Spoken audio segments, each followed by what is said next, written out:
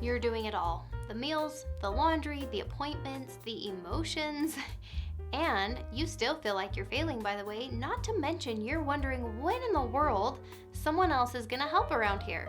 If you have ever felt that way, this video is for you, because there is one habit that changed everything in my home, and it came down to voicing my requests with love instead of control.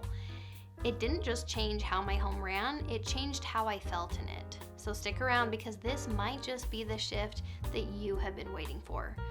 Now, we talk a lot on this channel about the power of our thoughts. How we think absolutely shapes the way that we experience homemaking. And I stand by that 100%.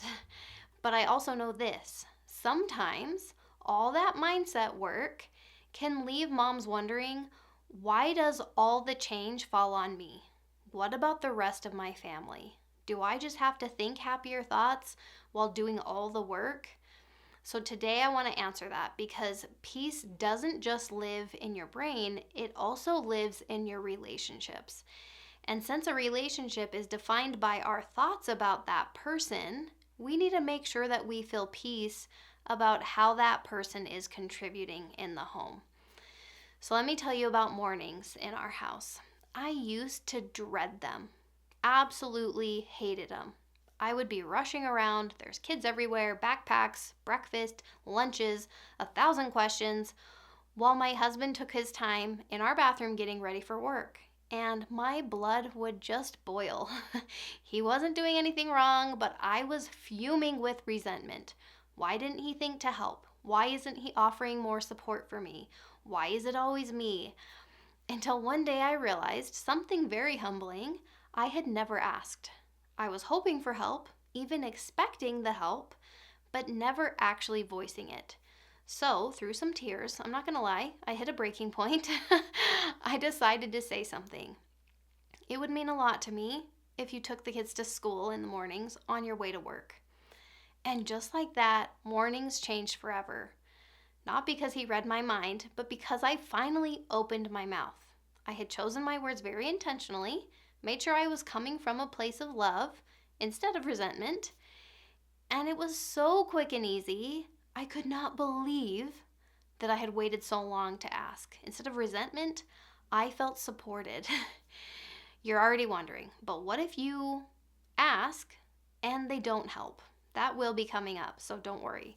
So many moms tell me I shouldn't have to ask. It doesn't count if I have to spell it out for him. I don't even want the help if he can't just notice the need. And I get that. I have thought those same things, probably more often than not. But here's the truth: your husband is not a mind reader. He is fully human, and that includes not having magical powers of observation or intuition. And I say this with love, because I have had to learn that too. Just because you naturally notice what's needed doesn't mean he's failing when he doesn't. God created men and women very differently, with very different strengths. And one of the beautiful gifts that we often have as women is this attunement to the emotional and physical needs of the people around us. And that is so sacred and amazing. But it becomes a burden when we start expecting others, especially our husbands, to function the same way. It's really not fair to you or him to use your natural strength as the standard that he's supposed to meet. Comparison in marriage in general just breeds resentment, and resentment kills the peace that you're wanting. So let me give you a couple of real life examples. A mom finally asked her husband to start handling dinners on Sunday nights, just one night a week. He said yes, and now it's their new rhythm, and she feels so much better. Another mom asked her husband to handle bedtime on the days that she's really just having an extra hard day.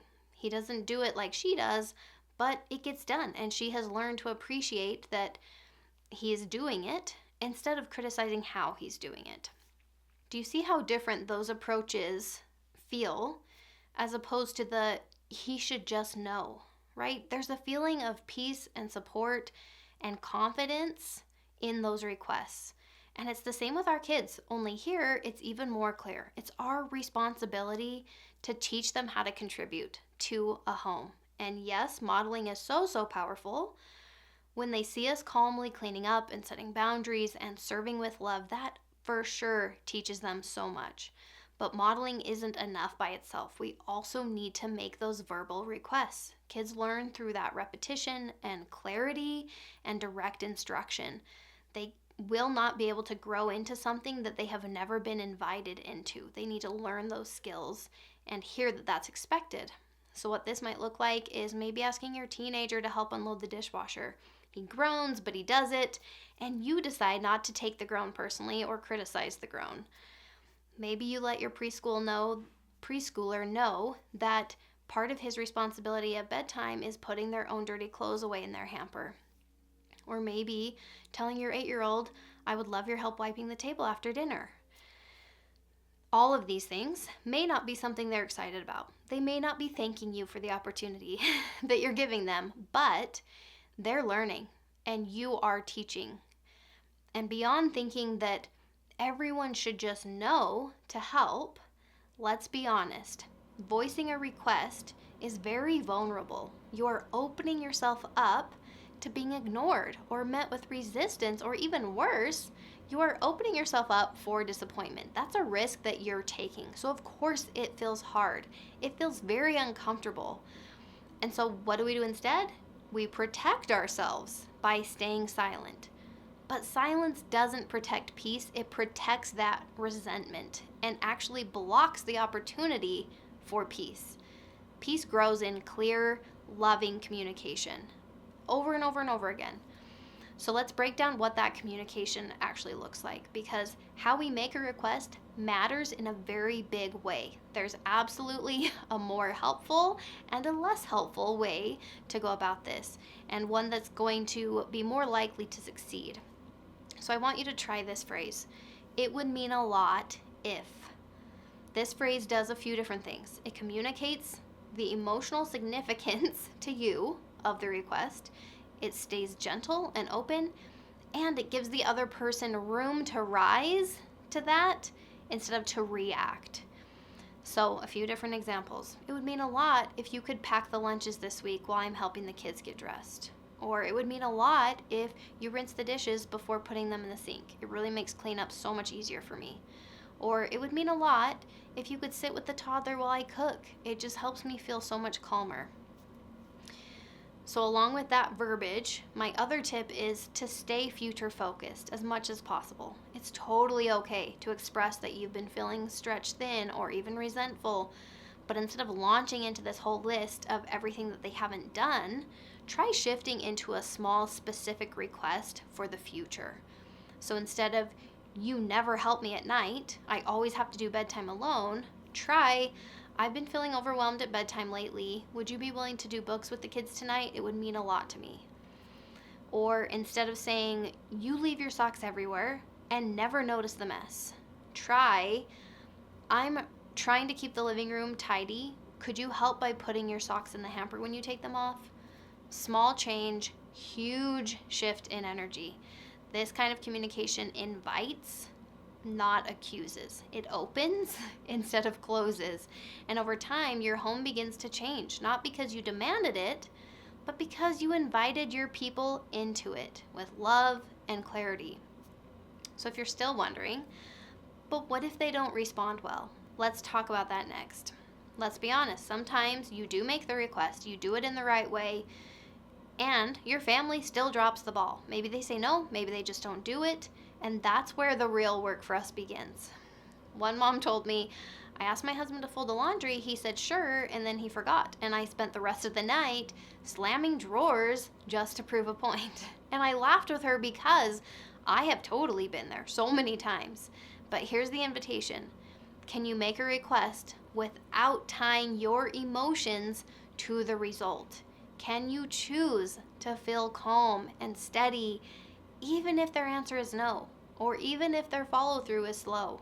That is not weakness, that's maturity. And with kids, you don't need to beg or explode or nag. You calmly follow through. If the shoes aren't put away, they go in the basket until tomorrow.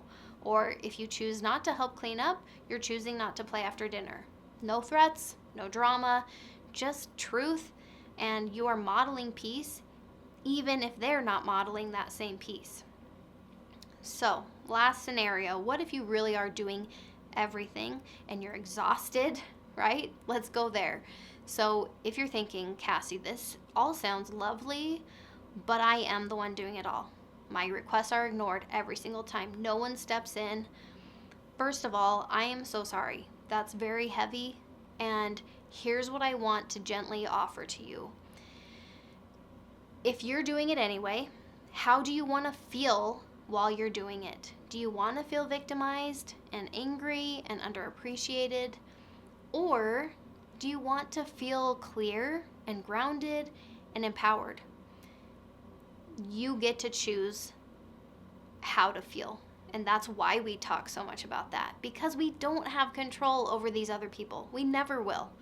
We never will have control over other people's choices. That is their agency, and that's divine, right?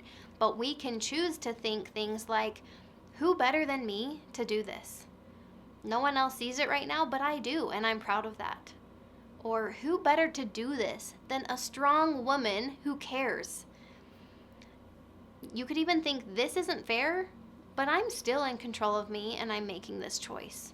All of those things aren't said in a martyr kind of way, but in a mission sort of way. You have a purpose here, and your choices are reflecting that. You can still love your people, you can still make requests, you can still model peace, and choose to release the bitterness, even if they don't rise to meet you there, because that's a gift to you. You are the one being punished by those negative emotions. You can let those go. You're not doing it for applause, right? You're doing it because it's your calling. So, what happens if you realize, I'm the one doing it, I'm so tired, really, that's the point. I'm so tired. What if you start to kind of let some things go? It feels a little scary because you're maybe releasing some of that control. So let's finish with that. A peaceful home is not a solo project. Yes, you set the tone, but your family absolutely can and should learn, right? They can grow into those shared rhythms. And believe it or not, it does really start with your modeling instead of your micromanaging. So this could be the choice to just leave the entryway in disarray for the night and revisit it in the morning. Or maybe the choice to stop re-cleaning after your kids have already cleaned. B- effort is better than burnout. I'll link that video because I talked about B- work. You are allowed to let go of the things that don't truly serve your peace. You are allowing yourself to stop ironing shirts, let's say, or to stop organizing the snack drawer like a Pinterest board. Or maybe you're allowing yourself to say, if no one else is going to do it and I don't want to do it either, I can just let it be. That's not laziness, that is wisdom and stewardship, because sometimes, and most oftentimes, we cannot do it all. You don't force calm into your home. You cultivate it together. You model it, you request it, you enforce it with love, and release what doesn't need to be carried anymore. So if this resonated with you, if you're craving more peace, more clarity, more connection in your motherhood, I want to invite you to download my free ebook, You Were Made for This. It's a Christ-centered guide to help you realign your home, your thoughts, and your daily life with what truly matters. You don't have to carry it all alone, and you were never meant to.